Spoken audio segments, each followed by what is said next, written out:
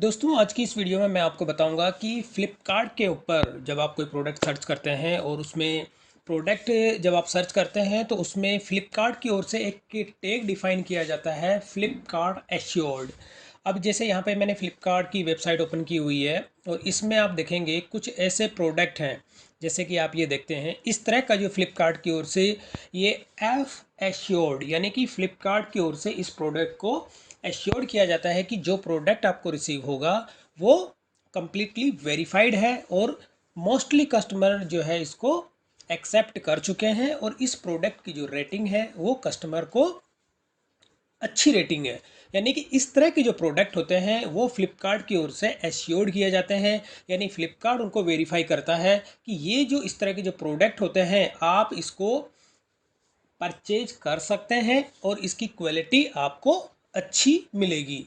जैसे फ्लिपकार्ट पे जब आप ओपन करते हैं और उसमें जब कोई प्रोडक्ट आप सर्च करते हैं जैसे इलेक्ट्रॉनिक या होम अप्लाइंसेस के कोई भी आप इसमें प्रोडक्ट सर्च करते हैं तो उस चीज़ के अंदर जैसे फ्लिपकार्ट की ओर से एश्योर्ड यानी कि कुछ ऐसे प्रोडक्ट ये देखिए यानी कि जिन प्रोडक्ट की रेटिंग अच्छी होती है उन्हीं को यानी मोस्टली कस्टमर जिन प्रोडक्ट को रिटर्न नहीं करते हैं उस केस में ये फ्लिपकार्ट की ओर से दिया जाता है। तो इसी का प्रोसेस मैं आपको इस वीडियो में बताऊंगा कि ये जो है फ्लिपकार्ट की ओर से किन किन सेलर को और किन किन जो प्रोडक्ट होते हैं कौन कौन से ऐसे प्रोडक्ट होते हैं या लिस्टिंग के जो आपके प्रोडक्ट हैं उनको ये फ्लिपकार्ट की ओर से डिफ़ाइन किए जाते हैं। तो ये तो मेरी फ्लिपकार्ट का जो था। अब मैं आपको अपने सेलर पैनल पे दिखा देता हूँ और इसके सेलर पैनल से पहले मैं आपको ये दिखाना चाहूँगा कि टोटल इसमें जो लिस्टिंग है अभी जैसे मैं आपको दिखाता हूँ यहाँ पे माई लिस्टिंग और माई लिस्टिंग के अंदर टोटल मेरी यहाँ पे इस फ्लिपकार्ट के अंदर जो लिस्टिंग है वो है 137।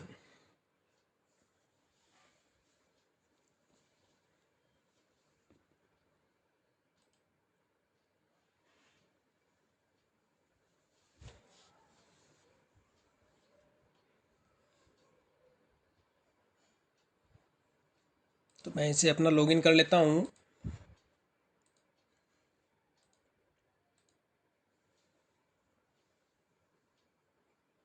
तो यहाँ पे आप देखेंगे कि टोटल मेरी जो लिस्टिंग है 137 यानी कि मैंने जो इसके अंदर फ्लिपकार्ट में 137 जो प्रोडक्ट हैं वो मैंने इसमें लिस्ट किए हुए हैं।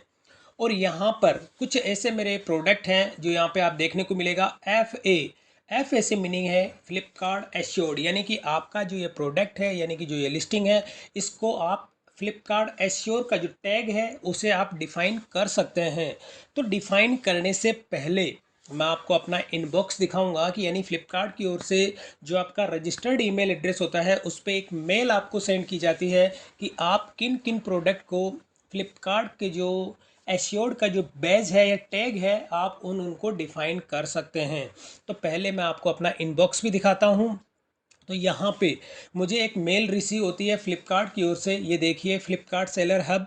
और इसके अंदर जो मेरे को ये जितने मैंने प्रोडक्ट लिस्ट किए हुए हैं उसके अंदर से 12 ऐसे जो मेरी लिस्टिंग है जो कि एलिजिबल है फ्लिपकार्ट एश्योर्ड का टैग जो देने के लिए।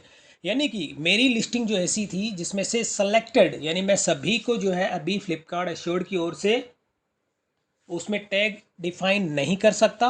जो मेरे जितने भी लिस्टिंग है उसमें से यानी कि 12 है ऐसे प्रोडक्ट हैं जिनको मैं फ्लिपकार्ट एश्योर्ड की टैग को है डिफाइन कर सकता हूँ। अब उसमें से भी यानी मेरी जो लिस्टिंग है यानी उसमें से 12 जो मेरे जो प्रोडक्ट हैं उनको मैं ये टैग डिफाइन कर सकता हूँ और 12 के अंदर भी टोटल लिस्टिंग है 137 और उसमें से भी 29 ऐसे जो सेलेक्टेड है फ्लिपकार्ट की ओर से उन्हीं में से मैं 12 जो प्रोडक्ट होते हैं वो मुझे सेलेक्ट करने हैं। तो अब यहाँ पे अब इसकी जो कुछ बेसिक सेटिंग्स होती है वो आप अपने सेलर पैनल पे कैसे इसको डिफाइन करेंगे वही मैं आपको इसके अंदर दिखाता हूँ। तो वापस मैं आ गया अपने सेलर पैनल पे और यहाँ पर जब आप अपनी माई लिस्टिंग सेलेक्ट करते हैं और सेलेक्ट करने के बाद में आपकी जितनी भी लिस्टिंग होती है वो यहाँ पे शो हो जाती है। अब उसके बाद आपको यहाँ पर जो एक ऑप्शन दिया गया है ये फ्लिपकार्ट एश्योर्ड, यानी कि जब आप इस पर क्लिक करेंगे, अभी मैं आपको दिखाता हूँ कि टोटल नंबर ऑफ मेरी लिस्टिंग है। तो सभी के अंदर कुछ ऐसे प्रोडक्ट हैं, ये देखिए इसके अंदर एफ ए केवल मेरे एक प्रोडक्ट में है। ये जो है ये डिफाइन एक ही प्रोडक्ट में शो हो रहा है।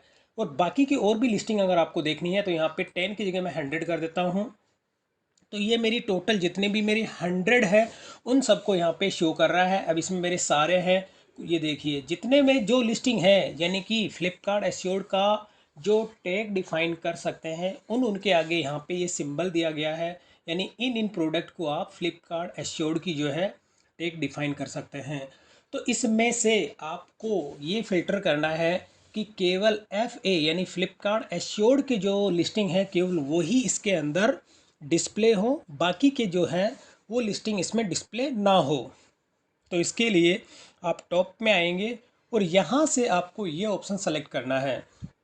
यहाँ पर जब आप इस पर क्लिक करेंगे, तो जब यहाँ पे क्लिक करेंगे तो क्लिक करने के साथ ही ये देखिए यहाँ पे नीचे ऑप्शन दिया गया है एलिजिबल फॉर एफ एश्योर्ड। जब आप इस पर क्लिक करेंगे तो क्लिक करने के साथ ही अब यहाँ पर केवल वो ही प्रोडक्ट शो होंगे जो कि फ्लिपकार्ट एश्योर्ड यानी उसके एलिजिबल होंगे। और जैसे ही आप यहाँ पे अप्लाई करते हैं इस पे, ये जैसे आप अप्लाई करेंगे तो अप्लाई करने के बाद ये देखिए अब केवल वही प्रोडक्ट यहाँ पे शो होंगे जो कि फ्लिपकार्ट एश्योर्ड के लिए एलिजिबल हैं। अब यहाँ पे 10 है तो इसे मैं कर देता हूँ 100। और अब यहाँ पे मेरी जो यहाँ पे लिस्टिंग मैंने फ़िल्टर जो अप्लाई किया है वो फ़िल्टर मैंने अप्लाई किया है एलिजिबल फॉर एफ एश्योर्ड, यानी फ्लिपकार्ट की ओर से जो प्रोडक्ट यानी जो लिस्टिंग आप एश्योर्ड कर सकते हैं उनको यहाँ पे आप देख सकते हैं। तो ये देखिए तो टोटल यहाँ पे नंबर ऑफ है 29 आइटम्स, यानी कि मेरी लिस्टिंग के अंदर से केवल 29 ऐसे जो प्रोडक्ट हैं जिनको कि मैं फ्लिपकार्ट एश्योर्ड का टैग डिफाइन कर सकता हूँ। तो यहाँ पे मैं आपको एक चीज़ और बताना चाहूँगा कि 29 प्रोडक्ट हैं जिनको मैं फ्लिपकार्ट एश्योर्ड का टैग डिफाइन कर सकता हूँ, जो कि मुझे फ्लिपकार्ट की ओर से ये मेल रिसीव की गई है कि आप इन लिस्टिंग को यानी इन प्रोडक्ट को आप फ्लिपकार्ट एश्योर्ड का टैग डिफाइन कर सकते हैं। वो ये जो फ्लिपकार्ट एश्योर्ड का टैग है ये आपके प्रोडक्ट जो इनके ऑर्डर आपको रिसीव होते हैं और कस्टमर की ओर से जिनको रिटर्न नहीं मिलती है, तो ये उस उन प्रोडक्ट को ही आप इसमें डिफाइन कर सकते हैं। तो मैं अभी आपको यहाँ पे दिखाता हूँ, जैसे कि मेरा ये पूरी प्रेस मशीन है, इसको भी मैं अपना जो है फ्लिपकार्ट एश्योर्ड का टैग डिफाइन कर सकता हूँ। इससे पहले मैं आपको दिखाना चाहूँगा कि फ्लिपकार्ट पे ये अभी मैंने इसको टैग डिफाइन नहीं किया है, तो ये प्रोडक्ट अभी फ्लिपकार्ट पे किस तरह से लाइव दिखता है। जब मैं इस पर क्लिक करूँगा तो क्लिक करने के साथ ही यहाँ पे आप देखेंगे तो ये एक नॉर्मल व्यू है, ये जैसे अभी यहाँ पे डिस्प्ले होगा।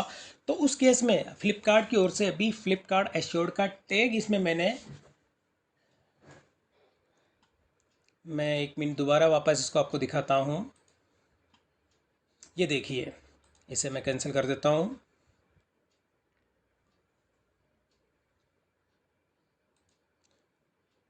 तो ये देखिए अभी यहाँ पे ये एक नॉर्मल है, यानी कि ये जो मेरा प्रोडक्ट है इसमें अभी फ्लिपकार्ट एश्योर्ड का जो टैग मैंने अभी डिफ़ाइन नहीं किया है, तो यहाँ पे ये इसमें अभी टैग डिफ़ाइन नहीं है। तो अभी इस प्रोडक्ट को मैं सेलेक्ट करता हूँ फ्लिपकार्ट एश्योर्ड के लिए। तो वापस मैं अपने सेलर पैनल पे आता हूँ और अब आपको इस प्रोडक्ट पे ये जो है फ्लिपकार्ट एश्योर्ड का टैग आप इसमें डिफ़ाइन करना चाहते हैं, तो यहाँ पे सबसे पहले आपको सेलेक्ट करना है यहाँ पे आपका जो सेलर का जो आपका अकाउंट है ये प्रोफाइल, यहाँ पे क्लिक करेंगे आप और क्लिक करने पर यहाँ होता है मैनेज प्रोफाइल। आपको ये सेलेक्ट करना है मैनेज प्रोफाइल और मैनेज प्रोफाइल के अंदर आपको सेलेक्ट करना है सेटिंग। और सेटिंग पे जब आप क्लिक करेंगे तो क्लिक करने के साथ ही आपके सामने ये ऑप्शन आ जाता है फ्लिपकार्ट एश्योर्ड सेटिंग्स। तो अब इसमें एक आपको चेक बटन दिया गया है automatically add eligible listing for Flipkart assured. जब आप इस पर क्लिक करते हैं तो क्लिक करने के साथ ही एक मैसेज आपके सामने डिस्प्ले होता है। तो ये मैसेज जो होता है यानी कि आप इसके लिए फ्लिपकार्ट एश्योर्ड के लिए आप अपना जो अप्लाई कर रहे हैं इसके लिए क्या होता है कि जो कोई भी कस्टमर जब आपका ऑर्डर 500 से अबव होगा, यानी कि आपका जो भी ऑर्डर 500 से अबव होगा उसकी उसमें शिपिंग चार्ज नहीं ली जाएगी, और जो ऑर्डर 500 के बिलो हैं उनकी यहाँ पे 40 रुपीज़ जो है शिपिंग चार्ज इसमें चार्ज किया जाएगा। और इसके अलावा फ्लिपकार्ट प्लस कस्टमर जो होते हैं उनको इसके अंदर किसी भी तरह का कोई भी शिपिंग चार्ज उनसे नहीं ली जाएगी। यानी ये इसकी कुछ टर्म्स एंड कंडीशन होती है जो कि आपको पहले ही ये डिस्प्ले कर रहा है। और अब मैं इसे कर देता हूँ ओके। तो ये सेटिंग्स जो है आप इसके अंदर अप्लाई कर चुके हो, और अब आपको क्या करना है, वापस अपनी जो लिस्टिंग है उसके अंदर आपको आना है। तो दोस्तों फाइनली जब मैं सेटिंग्स पे अप्लाई करता हूँ और अप्लाई करने के बाद में फ्लिपकार्ट एश्योर्ड का जो टैग है वो मेरे ऑटोमेटिकली, यानी मैंने उसमें इस अंदर सेटिंग्स के अंदर अप्लाई किया था कि ऑटोमेटिकली जो है फ्लिपकार्ट का एश्योर्ड का टैग जो भी मेरे एलिजिबल है प्रोडक्ट उन पे ये टैग डिफाइन हो जाए।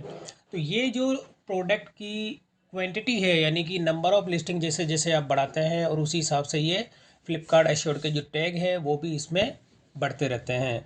तो अभी आप देखेंगे कि मेरे जो जितने प्रोडक्ट थे, यानी फ्लिपकार्ट ने ऑटोमेटिक अपनी ओर से उस पर एश्योर्ड का जो है टैग डिफाइन कर दिया है और वो सेटिंग्स जो है अप्लाई हो चुकी है। अब इससे पहले मैं आपको दिखा देता हूँ, जैसे कि मैंने आपको पहले दिखाया था अपनी इसी के अंदर ये वाला एक प्रोडक्ट था मेरा जिसपे कि फ्लिपकार्ट एश्योर्ड का टैग नहीं था, लेकिन अब फ्लिपकार्ट एश्योर्ड का टैग इसके अंदर डिफाइन हो चुका है, यानी फ्लिपकार्ट ने उसमें टैग अप्लाई कर दिया है। तो अब मैं जब इस लिस्टिंग को आपको दिखाता हूँ, जैसे मैंने व्यू किया और यहाँ पे ये देखिए, अब तो यहाँ पे फ्लिपकार्ट एश्योर्ड, यानी कि ये जो टैग था फ्लिपकार्ट की ओर से मेरे इसके अंदर एश्योर्ड, यानी ये टैग फ्लिपकार्ट ने असाइन कर दिया। तो अब ये लिस्टिंग आप देखेंगे जैसे जैसे आप अपनी लिस्टिंग को इंक्रीज़ करते हैं और इंक्रीज़ करने के साथ ही ये जो आपके फ्लिपकार्ट एश्योर्ड की जो टैग है वो भी इसके अंदर इंक्रीज़ होते रहते हैं। तो दोस्तों इस तरह से आप अपने फ्लिपकार्ट के अंदर जैसे जैसे आप लिस्टिंग को इंक्रीज़ करते हैं तो उसी हिसाब से ये फ्लिपकार्ट एश्योर्ड का जो टैग है वो भी आपकी इंक्रीज़ होते रहते हैं। और वापस अगर मैं होम पे आता हूँ और होम पे आने के साथ ही अब यहाँ पे देखिए, जैसे पहले मेरी लिस्टिंग कम थी और जैसे जैसे आप लिस्टिंग बढ़ाएंगे उसी हिसाब से आपका ये इंक्रीज़ होता जाएगा। तो इस तरह से आप अपने प्रोडक्ट को फ्लिपकार्ट एश्योर्ड का टैग ऑटोमेटिकली, यानी आप जो भी आपकी लिस्टिंग उसकी एलिजिबल होती हैं तो आप ये सेटिंग्स पे अप्लाई करके ऑटोमेटिक आपके प्रोडक्ट या लिस्टिंग फ्लिपकार्ट एश्योर्ड के टैग में ऐड हो जाएगी। तो दोस्तों अगर वीडियो पसंद आई तो इसे लाइक और शेयर करें और मेरे चैनल को सब्सक्राइब करना ना भूलें।